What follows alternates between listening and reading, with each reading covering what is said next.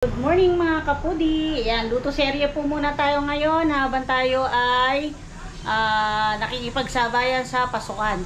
So, ayan, sa likod ko, nagpapakulo ako ng tubig. Magkakape muna ako. Ayan, nagkape na po ba kayo? At ito po. Nagpapakulo ako ng ilang pirasong baboy or karne ng baboy dahil magluluto ako ng pinakbet. So si nanay, pagka mga gulay na ganyan, ang sabi niya sa akin, hindi daw siya nasasarapan pag hindi baboy ang panahon. So siguro po dahil nung araw ay madalang nga silang makakain ng baboy nung maliliit pa sila. Sabi nga nila ay paano ba, parang tinapa na lang, hati-hati pa sila sa isang piraso. So ayan, so siguro ngayon siya bumabawi, kaya kami naglolobuhan, puro pagkain. Ganyan po talaga pagka medyo habang nabubuhay ay ayan, kung ano yung pwedeng kainin hanggat kaya pa. Pero syempre po in moderation. So eto, meron tayo ditong ayan, meron ako hiniwa ditong mga ampalaya, tapos ito yung kalabasa, hugasan ko yun mamaya. At babawas lang po ako dito ng okra. Meron po kasing talong, ang ginawa ni nanay, ginawang atsara kagabi. Nakalimutan niya yatang magpapakbit ngayon or nagpapaluto siya ng pinakbit. Ginawa niya atsara lahat. So, bibili muna po tayo sa tindahan or nagpabili na lang ako.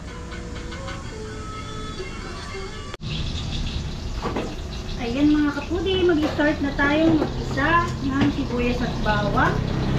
Hindi ko na po pinakita yung paghihiwa dahil alam niyo naman na po yan. So ito, inigisa ko na yung ating sibuyas bawang sa medyo mainit na mantika. Magbabrowning lang natin yan at ito yung nilaga kong karne ng baboy kanina, in-slice ko na. Yan, dinalamig ko lang ng konti, tsaka ko in-slice ng medyo maliliit.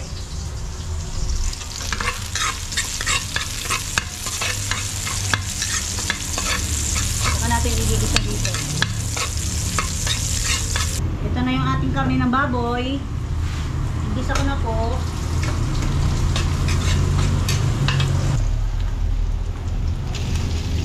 Lagay na natin lahat.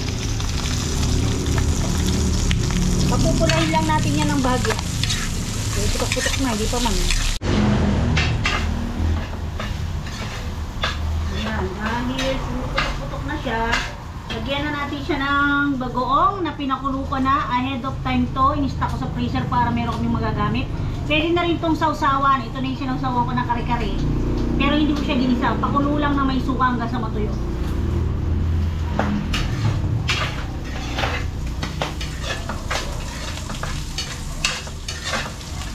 Maglalagay ako ng 2 kutsara.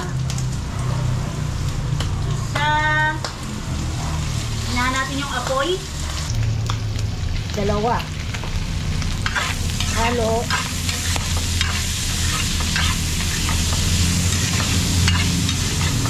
Kung wala kayong bagoong, pwede na po yung kape or ginisa mix. Pwede naman po yung pakukuluan lang natin yung sibuyas bawang sa halubaybay kasama ng kamatis. Then add natin yung kamatis. Ito na po yung mga kamatis. 2 kamatis po yan. Napakamahal ng kamatis ngayon mga kapudi. Taluin lang natin hanggang sa lumambot yung kamatis.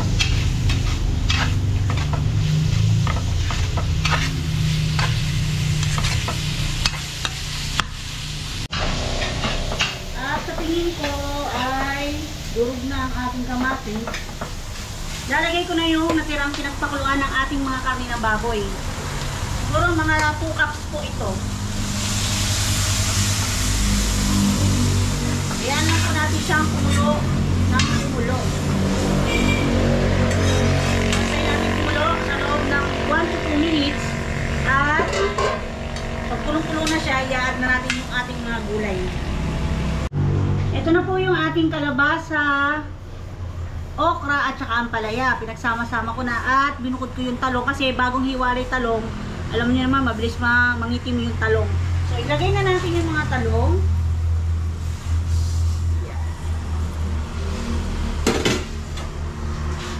Kalat lang natin. Medyo yaluin natin. At tsaka ko ilalagay ngayon yung kalabasa, okra at ampalaya. Nasa ibabaw yung ampalaya. At ayan lang natin siyang makuluan. At mula sa langit, ayan, sa langit. Gumawa tayo ng takip. At takpan natin, lutuin natin sa loob ng 3 hanggang 4 na minuto. Depende sa gusto nyong luto. Pwedeng half cook. Kung naman gusto nyong malambot na malambot, ay nasa sa inyo po. Sa kabila naman ay, ayan, ininit ko na yung mantika. Ito, pinagpirtuhan to ng Shanghai kahapon. O yan, hindi ko na po na-i-vlog sa inyo at medyo masama papakiramdam ko hapon. Pero ngayon medyo okay na. After ko magluto naligo ako ng maligamgam na tubig at saka ako na mahinga. Inom ako ng Bibles. Pero ngayon okay na po ako. Siguro nga po dahil naulan lang tayo. Abatan lang, parang masisipon. Pagka ganun daw po ay uminom tayo ng 1,000 mg ng vitamin C 3 araw na sunod-sunod. Ayan. Tapos, syempre, yung vitamin C, pwede naman 500 mg na after 3 days. Kasi nga, parang bumababa yung ating immune system pagka ganun. So, ito, sinala ko lang. Yan, nagpirito kasi ako hapon ng pork and big. Ayan, pork and fish Shanghai. Yung big po na isda ay pinaghalo ko at saka karne ng baboy na giniling. Napakasarap. Mas malambot po ang karne ng big. Ayan, siguro mainit na yan. Kanina ko pa yan ininit. Ininaan ko lang yung apoy para hindi mabigla habang tayo nagigisa. Habang inaantay natin maluto yung ating pinakbet. Ayan, ito ay Ka-Farmer Lechon House inspired kasi gusto kong medyo lasok yung kalabasa kasi nisip ko baka umalat dahil 2 kutsarang bagoong yung inilagay ko. Tapos yung sabaw na inilagay natin may asin po yun. Dahil nilagyan ko ng asin yung karne ng baboy nung pakukuluan ko na or bago pakuluan nilagyan ko ng asin. So meron tayo ditong tulingan at saka galunggong. So ipipirito ko muna lahat at ang balak ko yung tulingan ay igagata ang laing natin. Isasama natin sa ginataang laing. So ito namang galunggong ay kapartner ng ating pinakbet Ka-Farmer's Lechon House inspired. Ayan. Pero wala lang tong sitaw kasi alam niyo na, pambahay lang naman, hindi naman kailangan kompleto. Pero at least may ampalaya. Itong galunggong matalisik, kaya ingat lang po tayo sa pagpipirito.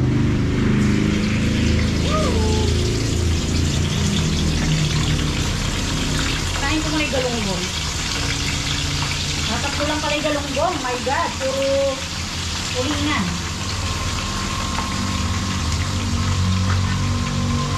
Maliit para kasya. Saka ko ngayon medyo lalakasan yung apoy para hindi dumikit yung mga isda. So medium heat. From low heat to medium heat. Ayan. Pag medyo tumatasik-tasik na siya, kaya natin tatakpan kasi may tubig pa yan. Nagtubig po yung ating isda dahil hinugasan natin.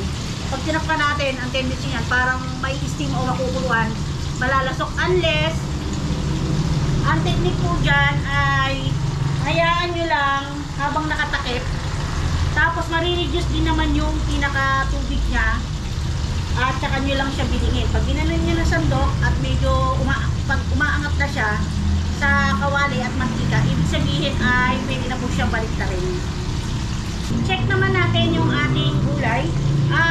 Gusto ko, kasi merong mga tao na ayaw ng lamog ang pinakbet, pero merong gusto naman lamog kasi nga mahirap na silang umuya. Although siguro yung ipin nila hindi na buo or para madaling matunaw sa bituka lalo na kung may edad na tayo. Tayo po hindi ko sinabing kayo tayo. So ayan, medyo okay na. Ngayon, it's time na haluin ko naman. Yung nasa ibabaw ay papailalim natin. Pero si nanay ayaw ng lasok na gulay. Pero depende po sa gulay. Itong pinakbet, ayaw niya na masabaw.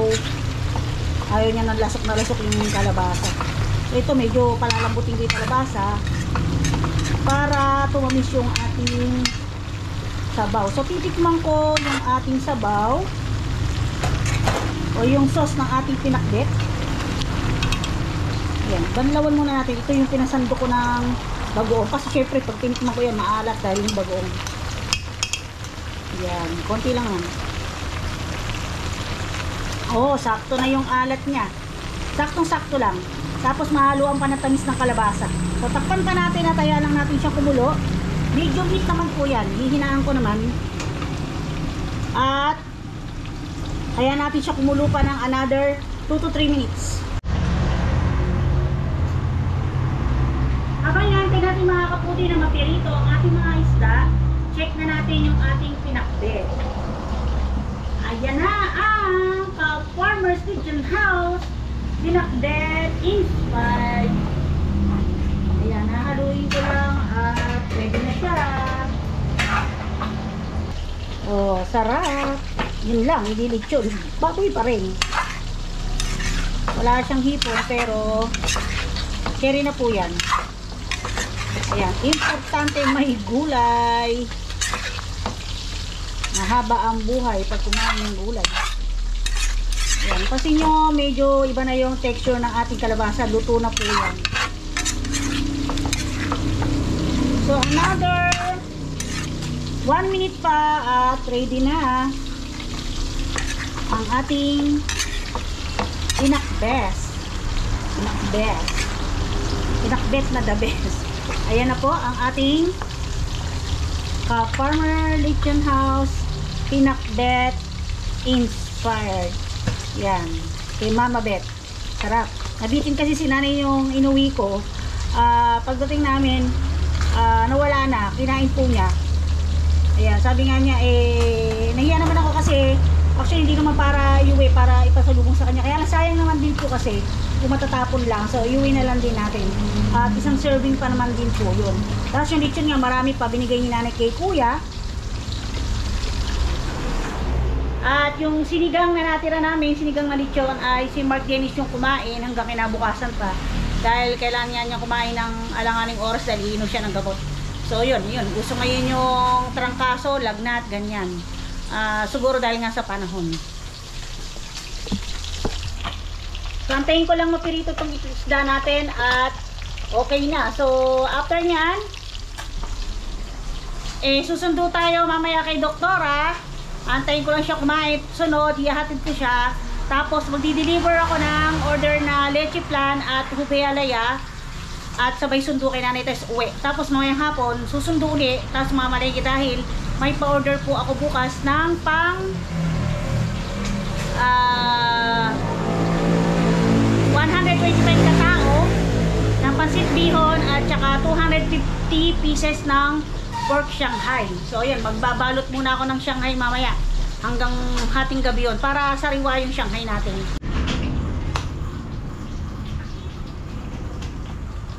Ngayon naman, bibilingin na natin yung ating isda. Hininaan ko na. Ayaw po kasi ni nanay ng toasted yung isda.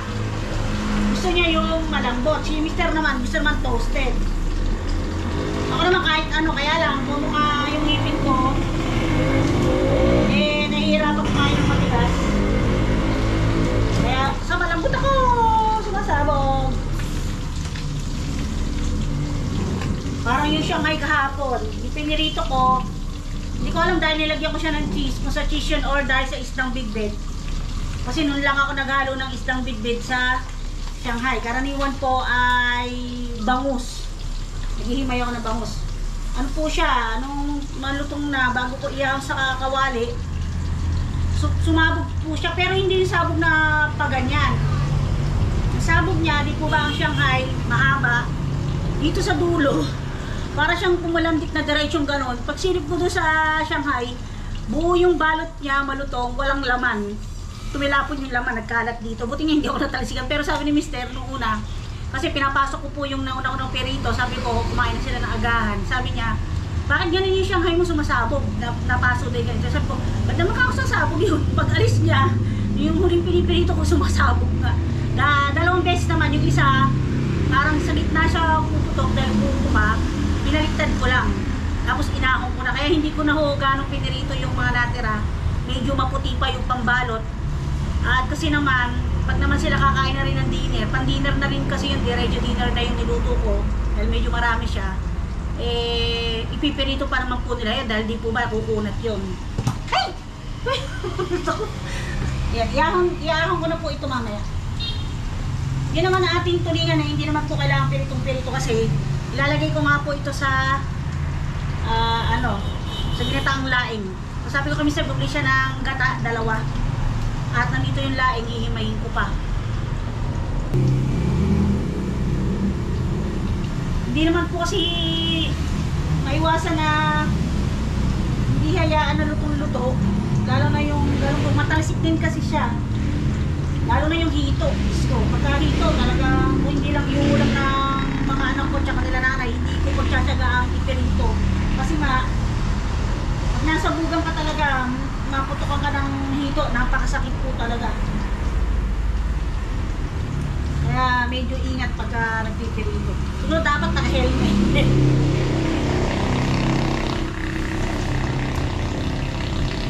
Yan, medyo malambot yung ating galunggong.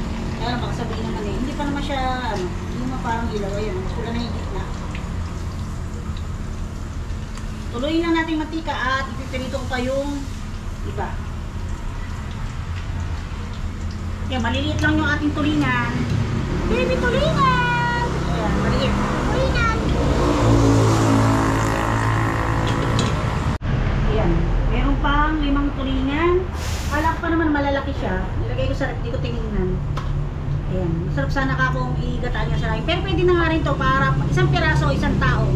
Or kung mahinang mag-ulam, putulin sa gitna, 2 tao, isang tulingan. Salang na natin to.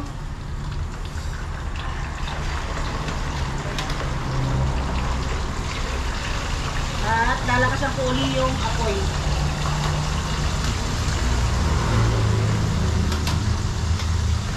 Wala nga hipon yung ating ka-Farmer's Lechon House pinakbet inspired. Meron naman siya ka-butter na galunggong. Tapos grabe naman yung baboy na sinahog.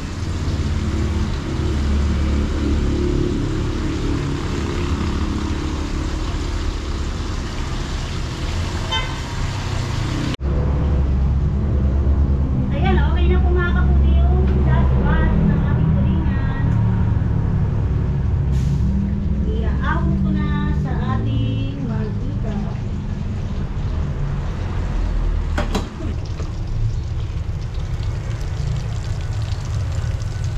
Yan, medyo toasted siya kaya lalaputin naman yan pagka nilagay natin sa laing. Pwede naman na laing lang. Huwag natin itong ihalo para nakabukod.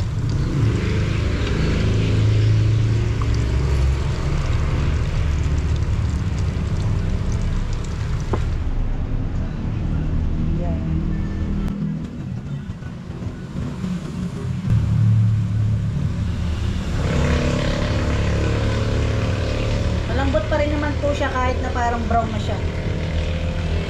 Dahil po siguro sa mantika din. Ayan. So yan, nakatapos na tayo at samahan nyo naman ako maghimay ng laing, mga kaputi.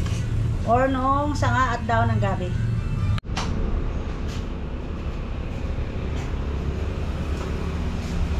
Ayan mga kaputi, nagpurong muna ako o naghugas ng mga pinagamitan natin. At ayan, inis ko na yung kusina. Pinagpupulasan natin yung mga talsik ng mantika at pinagsasabon ko na. Pati ito kung heavy duty ka lang ay iskoba ko kasi mamantika at gagamitin ko nga po bukas. Ayan, itugtog. Copyright na naman. So, ito na yung ating laing or ano ba tawag dito? Gabi. Yan, ganito po ginagawa namin dyan. Pag kami naglalaing, ayaw po namin ng sariwang-sariwa. Pero hindi naman namin nilalantang-lantang-lanta na gaya na bibili sa supermarket na kulay brown na. Kasi iyon pala, ibababad pa yung pipigain. Ibababad sa tubig na mainit, tapos pipigain para mawala yung katas. Kasi ginawa ko na yun dati. Ni-expect ko parang mas masarap yung laing na tuyot na tuyot. So, halos mag-brown na ata siya. Nung niluto ko, lasang sigarilyo, lasang tabako. Dahil nga po siguro kailangan niya bababaran ng tubig na mainit tsaka pipigain yung katas.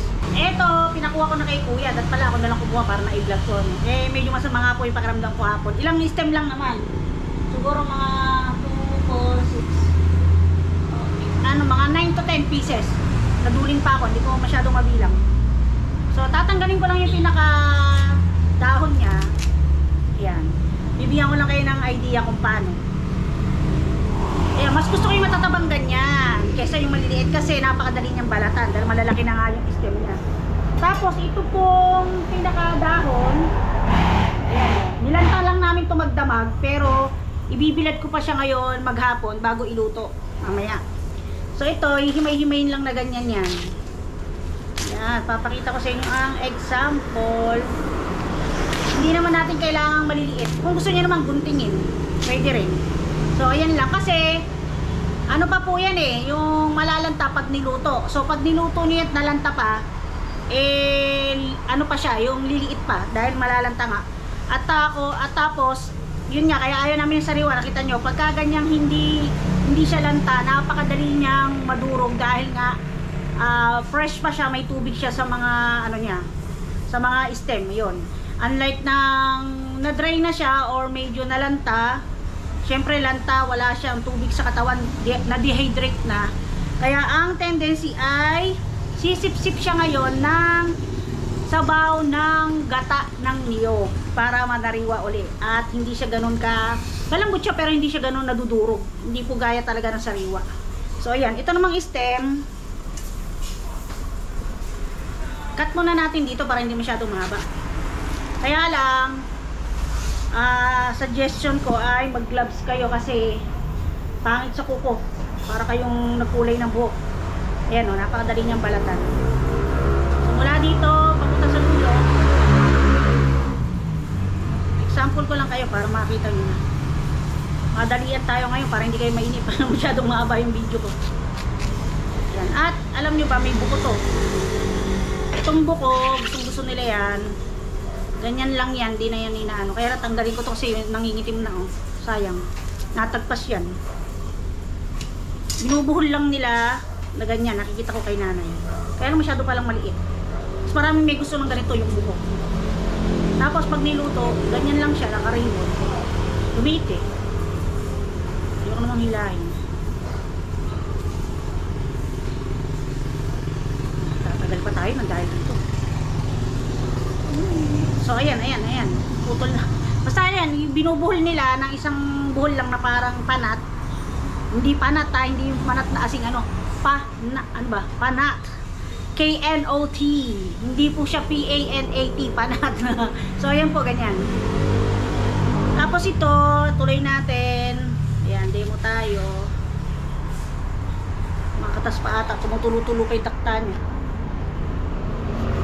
Tumutulo-tulo pa yung takta, mga kapulo. Nung araw, para may extra kita kami ni Mister, itong katabi namin bakura, napakaraming laing na ganito. Munguha kami, tapos hinihimay namin na ganyan, tapos per kilo ang benta. Kaya lang mababa lang, parang walang mga araw kung magkano lang. Pero ibig sabihin niya, kahit pa paano may kita. Ngayon, nasa sa inyo kung ikakat nyo pa sa gitna or ikakat nyo na pa ganito. Yan. Pag kinat nyo na ganyan, huwag nyo isagad kasi pwede pa kayong maghimay na ganun.